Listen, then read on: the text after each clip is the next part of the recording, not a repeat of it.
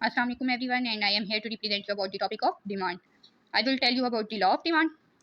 सबसे पहले मैं आप लोगों को बताऊंगी कि बेसिक स्टेप्स कौन कौन से होते हैं। एक लॉन्ग क्वेश्चन को लिखने के लिए, उसको स्टेप वाइज सॉल्व करने के लिए हम लोगों को कुछ बेसिक स्टेप्स को अप्लाई करना पड़ता है। और वो बेसिक स्टेप्स कौन से होते हैं? सबसे पहले हम लोगों ने इंट्रोडक्शन लिखना होता है।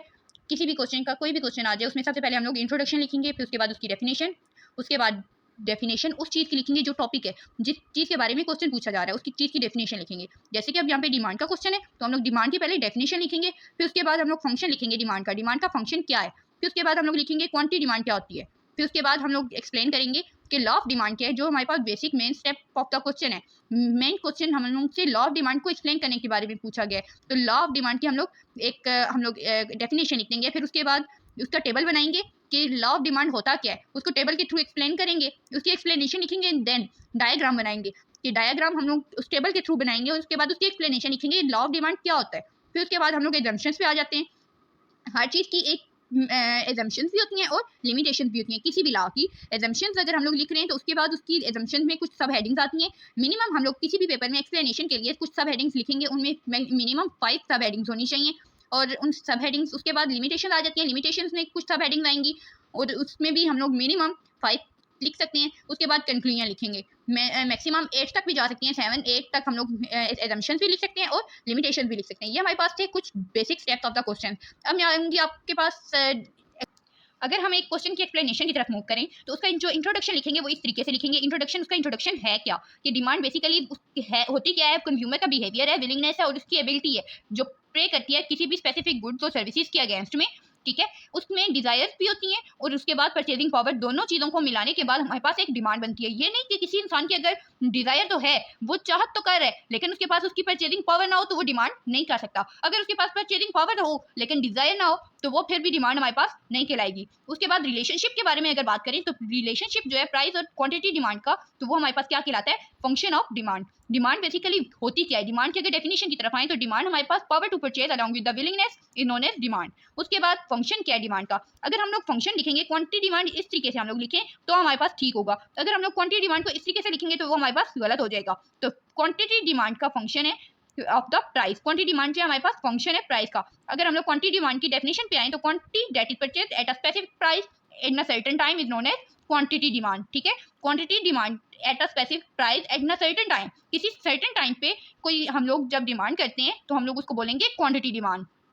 उसके बाद हमारे पास नेक्स्ट स्टेप था क्वेश्चन का लॉ ऑफ डिमांड। लॉ होता क्या है डिमांड का? इसमें सबसे पहले हम लोग क्वेश्चन में आएंगे, तो इसमें कोई भी जब हम लोग लॉ को एक्सप्लेन करते हैं, तो लॉ में सबसे पहले हम लोग कोई भी चीज़ कॉन्स्टेंट जब रखते हैं, तो other things remain constant when the price of a commodity decrease. Price जो कमोडिटी की डिक्रीज होगी और डिमांड क्या हो रही है? इंक्रीज हो रही है। और जब प्राइस इंक्रीज होगी तो डिमांड क्या हो जाएगी? डिक्रीज हो जाएगी। ठीक है, जैसा कि हम लोग इसको शॉर्टकट फॉर्म में ऐसे करके लिख सकते हैं, ऐसे करके हम लोग लिख सकते हैं। उसके बाद टेबल पे आ जाएं, तो हम लोग क्वांटिटी डिमांड जब प्राइस इंक्रीज कर रही थी, तो डिमांड क्या हो रही है? डिक्रीज कर रही है। और जब हम लोग इसी टेबल को उल्टा करें, तो हम लोगों के पास अगर हम लोग इधर से मूव करें, तो प्राइस डिक्रीज कर रही है और डिमांड क्या हो रही है? इंक्रीज हो रही है। जब हम लोग किसी भी मार्केट में चले जाओ, तो उधर जब प्राइस हमारे पास इंक्रीज हो रही होती है, तो डिमांड क्या हो जाती है? चीज़ों की कम हो जाती है। इसी तरह से अगर हम लोग इसी टेबल का अगर एक डायग्राम बनाए, तो इस तरीके से इसका डिमांड का डायग्राम बनेगा। जैसे ये 100 पे हमारी डिमांड कितनी थी? 6। ये देखें, 100 पे डिमांड हमारी कितनी है? 6। उसके बाद 200 प्राइस पे हमारी डिमांड कितनी है? 4। 200 पे 4। उसके बाद 300 की प्राइस पे हमारी डिमांड कितनी है? 2। 300 की प्राइस पे डिमांड 2 है। ठीक है, ये मैं आप लोगों को साथ साथ एक long question for the examination point of view explain कर रही हूँ। उसके बाद अगर इसी तरह से हम लोग, ये जैसे मैंने एक डायग्राम की एक्सप्लेनेशन लिखी है, इसी तरह से आप टेबल की भी अलग से एक्सप्लेनेशन लिख सकते हैं। उसके बाद एजम्पशन ऑफ द डिमांड। एक किसी भी क्वेश्चन में हम लोग एजम्पशन जब लिखते हैं, तो उसमें फर्स्ट ऑफ ऑल एक लाइन लिखनी पड़ती है हम लोग को, following are the assumptions of the law of demand which are given below. अगर हम लोग लिमिटेशन लिख रहे हैं, तो उसमें लिमिटेशन लिखेंगे following are the limitations of law of demand which are given below. First assumption is homogeneous unit. After that, taste of the consumer should not change, income of the consumer should not change, price of the substitute should remain constant. These all are the assumptions. Population should not change, no change in the further quantity of money. These all are the assumptions. If we move toward the limitation or the exceptions of law of demand, first is distinctive goods, rare commodities, basic necessity of life, inferior goods, festivals, and after that we write the conclusion. We conclude our the questions, and then we make our question as a in a good manners way.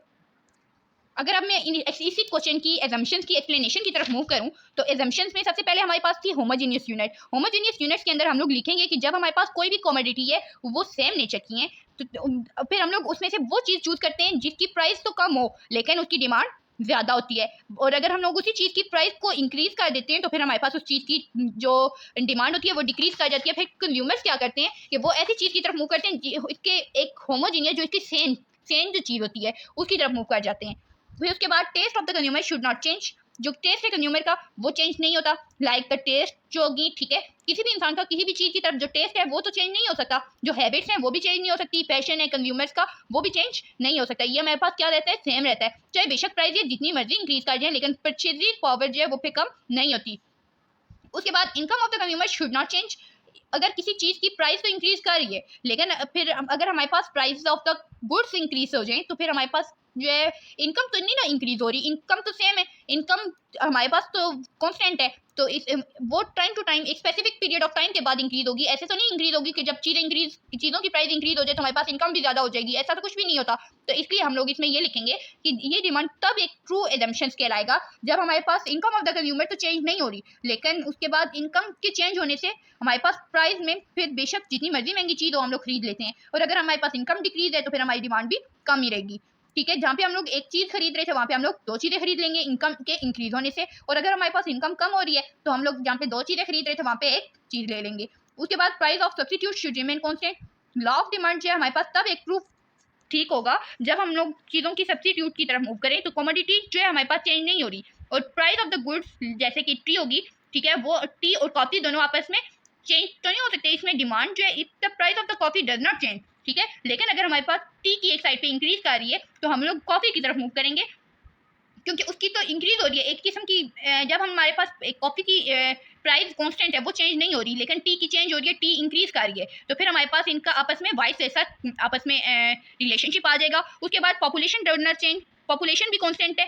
Population country की जो है वो तो एकदम से increase नहीं हो जाती प्राइजेस के इंक्रीज होने की वजह से। तो इस तरह से फिर जब हमारे पास कमोडिटी इनके इंक्रीज होने की वजह से प्राइस जो है वो सेम रहती है।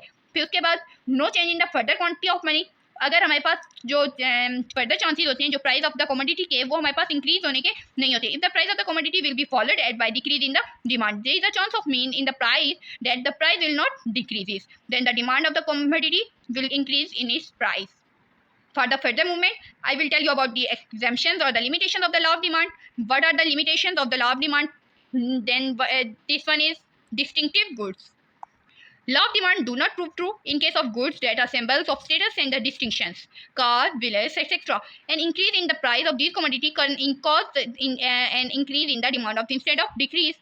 जब हमारे पास कोई भी स्टेटस को इंक्रीज, जब हमारे पास पैसे हैं तो फिर हम लोग जो है वो तब हमारे पास लॉ ट्रू नहीं होगा जब हमारे पास डिमांड भी इंक्रीज हो रही है।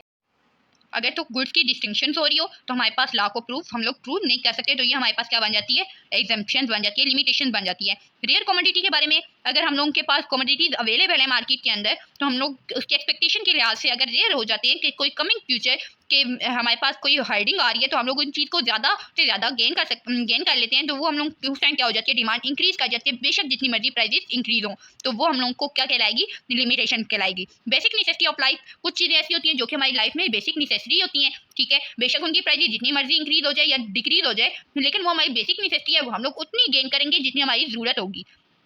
इंफीरियर गुड्स के अंदर हम लोग जो है लॉ ऑफ डिमांड जो है अप्लाई नहीं होता क्योंकि उसके अंदर जैसे कि वीट और पल्सीज वगैरह हैं, ठीक है, उनको हम लोग कंपेयर नहीं कर सकते एज कम्पेयर विद मीट। हम लोग उनको आपस में अगर कंपेयर करें तो हम लोग वो जो लॉ है वो हमारे पास ठीक प्रूफ नहीं होगा। तो उनकी जो कमोडिटी है वो डिक्रीज हो जाएगी, उनकी जो डिमांड है वो भी डिक्रीज हो जाएगी इंस्टेड ऑफ इंक्रीज होने के। फेस्टिवल, अगर हमारे पास कोई भी फेस्टिवल को अगर हम लोग ले लें तो उसमें फेस्टिवल के अंदर पीपल जो है वो केयर नहीं करते प्राइजेस के बारे में, फिर भी वो शॉपिंग करते हैं क्योंकि वो फेस्टिवल होता है, इवेंट होता है, उसके बारे में उसके लिए उनको चीज़ें लेनी होती हैं। तो वो फिर जितनी मर्जी प्राइजेस इंक्रीज हो लोग जो है वो चीज़ें गेन करते हैं। उसके बाद कंक्लूड करेंगे इस क्वेश्चन को कि लॉ ऑफ डिमांड तब हमारे पास ट्रू होगा, लॉ ऑफ डिमांड ट्रू होता है जब हमारे पास कुछ ऐसे चांस, जब हमारे पास प्राइजेस इंक्रीज होती हैं और जो हमारे पास डिमांड होती है वो डिक्रीज होती है। तो आपस में इनका वाइस वर्सा आपस में रिलेशनशिप है। एट द रिजल्ट जो हमारे पास प्राइस की कमोडिटी है, रिजल्ट हमारे पास क्या आ जाती है, expansion of demand. At last I would say you that जिन्होंने मेरा चैनल सब्सक्राइब नहीं किया वो मेरा चैनल सब्सक्राइब कर दें और बेल आइकन को दबाना मत भूलिएगा। और इससे फिर मेरी आपको आने वाली सारी वीडियोस साथ साथ मिलती रहेंगी। और मेरी वीडियो को लाइक करना मत भूलिएगा। होप सो आप सब स्टूडेंट्स को मेरी ये वीडियो अच्छी लगी होगी और ये एग्जाम पॉइंट ऑफ व्यू से एक बहुत अच्छा क्वेश्चन सॉल्व हुआ मैंने आप लोगों को रिप्रेजेंट किया है। Thanks for coming and watching my video.